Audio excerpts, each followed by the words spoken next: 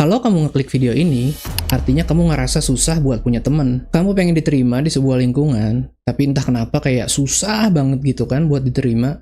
Dan rasanya, makin kamu ngedeketin orang, semakin kamu dijauhin. Dan kamu mulai mikir, apa aku nggak asik ya? Apa aku nyebelin ya orangnya? tapi gimana kalau ternyata bukan kamu yang salah atau bukan kamu yang gak asik? Gimana kalau yang berperan dalam kamu susah punya temen itu adalah otak kamu sendiri?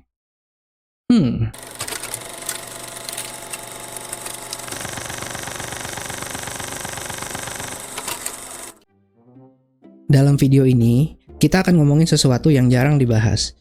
Nggak jarang-jarang juga sih, tapi banyak yang ngalamin. Kita akan bahas, kenapa otak manusia bisa bikin kita susah berteman? Dan kenapa semakin kita berusaha diterima, semakin orang menjauh? Ini bukan tentang motivasi, ini neuroscience. Halo guys, kembali lagi di channel Muhammad Adha. Kali ini kita akan ngebahas tentang suatu topik, yaitu kenapa ya susah banget punya teman? Dan di sini kita akan ngasih tahu gimana cara bersosialisasi dengan baik dan punya banyak teman. Dan kita teman-teman akan bahas topik kali ini dengan sudut pandang neuroscience. Otak punya jaringan khusus untuk hubungan sosial. Namanya social brain network. Social brain network itu terdiri dari yang pertama amigdala, yang kedua prefrontal cortex, dan yang ketiga mirror neurons, dan yang keempat insula. Nah, kalau dari salah satu bagian ini terlalu aktif atau terlalu tegang, kemampuan kita untuk klik sama orang lain itu bisa menurun. Kenapa ya otak bisa begini? Jadi, otak bisa begini karena ada beberapa macam faktor. Salah satunya adalah trauma masa lalu. Seperti ditolak, dibully, dikucilkan, diremehkan, atau pernah dikhianati. Jadi otak mereka itu sebagai ancaman sosial buat mereka. Nah, dan alarm itu muncul dengan bentuk seperti canggung, kaku, susah memulai ngobrol, takut terlihat salah, atau overthinking. Tapi sebenarnya ini bukan kepribadian kamu atau otak kamu yang pengen kayak gini. Ini tuh merupakan mekanisme dari otak kita sendiri untuk sebagai defense mode atau untuk merasa aman. Nah, selanjutnya ada faktor yang lain lagi. Jadi pernah nggak sih kamu ngerasa atau kalian ngerasa gitu ya, untuk kita itu diterima di suatu lingkungan, tapi kenapa semakin kita ngedeketin ke orang, malah kita semakin dijauhin? Nah, teman-teman, fenomena ini disebut dengan paradox of belonging. Jadi, saat kamu pengen diterima di suatu tempat, otak kamu malah masuk ke mode social threat, yaitu ngerasa was-was. Apa yang terjadi di dalam otak? Amigdala overreaktif, yang membuat kamu takut untuk ditolak. Lalu, prefrontal cortex overthinking, yang ngebikin kamu mikir, Aku salah ngomong nggak ya? lalu ada yang namanya mirror neurons. Mirror neurons orang lain nangkep tuh sinyalnya. Sinyal cemas dari kamu ditangkaplah oleh mirror neurons orang. Dan mereka ikut canggung. Lalu ada yang namanya self-fulfilling prophecy. Kamu ngerasa orang lain ngejauh. Padahal sebenarnya enggak. Tapi dengan rasa itu, kamu jadi merasa tegang. Kamu merasa gugup. Dan akhirnya mereka ngejauh. Nah, jadi teman-teman, semakin kamu ngerasa pengen diterima di suatu lingkungan atau di suatu tempat atau di circle-circle baru kamu, nah di situ otak kamu semakin memancarkan sinyal-sinyal ketegangan yang dimana orang lain itu nangkep dan ngerasa, Kayaknya dia nggak zaman deh. Nggak usah kita deketin. ya kan? Jadi kayak nggak natural aja. Padahal kan kamunya cuma takut buat ngerasa takut ditolak gitu kan, takut kalau misalkan aku salah sesuatu, atau bener gak sih udah apa yang aku lakuin, ekspresiku gimana, atau misalkan gimana yang aku lakuin ke mereka gitu. Itu tuh semua bikin canggung dan bikin gugup. Dan orang lain nangkepnya ya kayak gitu. Nggak usah kita deketin dulu. Kayaknya dia nggak enak atau nggak nyaman kita deketin. Nah, jadi dengan semua kejadian itu, apa sih yang harus kita lakuin? Yang harus kita lakuin adalah rewire otak, atau tenangkan dulu pikiran kita. Otak yang tegang atau nggak tenang, itu nggak akan bisa buat otak itu ngebangun hubungan sosial dengan orang lain. Atau nggak akan pernah nyambung. Kalau udah tegang itu kayaknya segala kita ngobrol aja itu dipikirin. Harus ngomong ini, harus ngomong itu. Nah, itu kan bikin makin tegang. Kalau kita udah tegang ya orang jadi nggak nyaman gitu loh. Mereka nggak mau ngeganggu kita gitu loh. Karena kita merasa lebih kayak nggak nyaman. Jadi teman-teman, fokus dulu dan tenangkan pikiran. Nggak usah terlalu overthinking, dan otak dengan sendirinya akan merasa aman dan semuanya akan berjalan dengan sangat lancar. Ada berbagai cara untuk kita tuh menenangkan pikiran. Mungkin nggak berlaku ke semua orang, tapi hampir kebanyakan cara ini memang bagus untuk menenangkan pikiran. Yang pertama adalah napas dengan pelan. Nah, kenapa kita harus bernapas dengan pelan?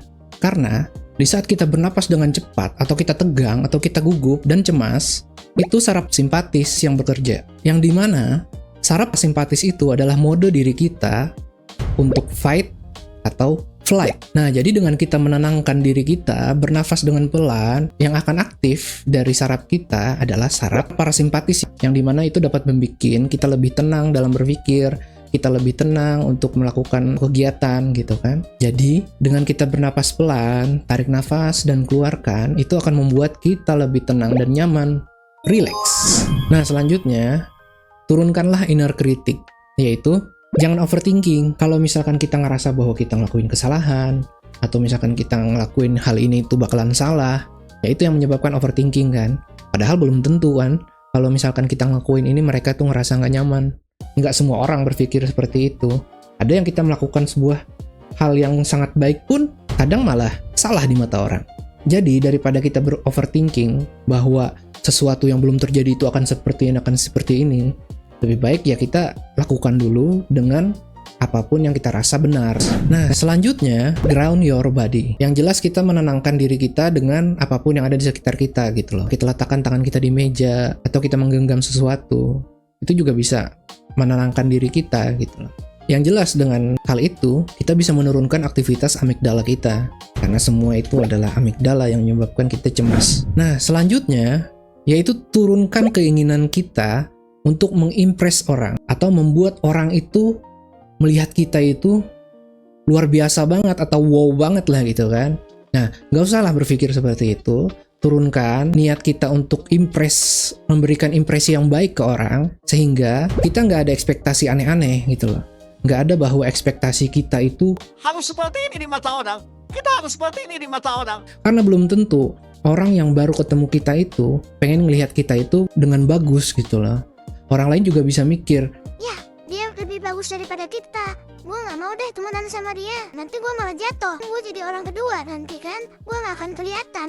nah semua orang kan berpikir seperti itu gitu loh. Ada orang yang berpikir seperti itu, ada yang enggak berpikir seperti itu. Yang jelas, hal ini buat kamu yang berpikir seperti itu. Orang itu suka yang natural, bukan yang sempurna. Kita ke suatu tempat itu nggak usah ada ekspektasi bahwa kita harus memiliki banyak teman langsung. Cukup 1 atau 2 atau 3.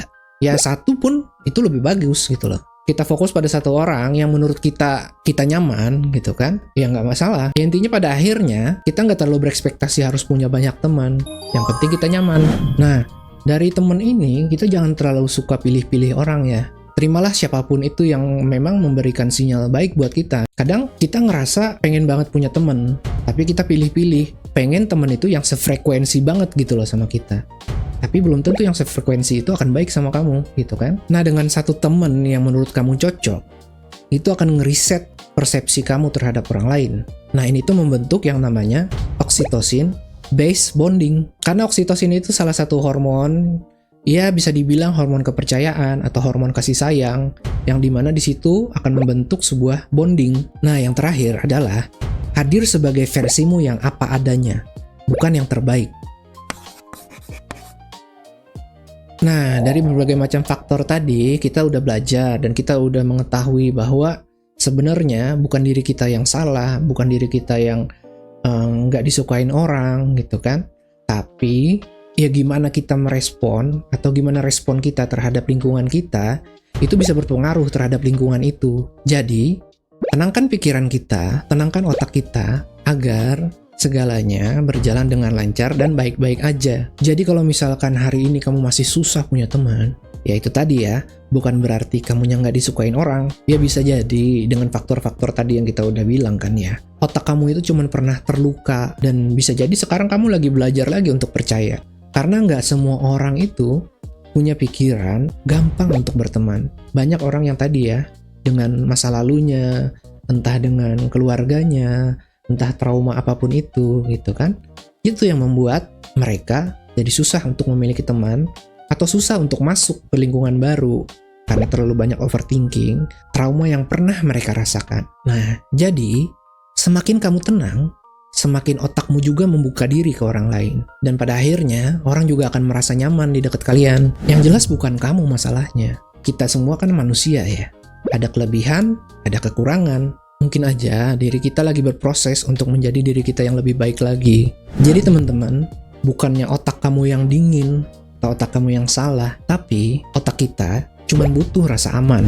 Oke teman-teman, sekian dulu pembahasan kita hari ini. Kalau misalkan kalian suka dengan video ini, boleh di-like. Nah, kalau misalkan kalian tertarik untuk kita ngebahas tentang apapun itu lagi dalam sudut pandang neuroscience, boleh di-subscribe. Dan kalau kalian punya topik atau pembahasan tertentu, boleh nanti kalian komen di bawah dan kita akan coba untuk bahas. Semoga sehat-sehat selalu dan dadah!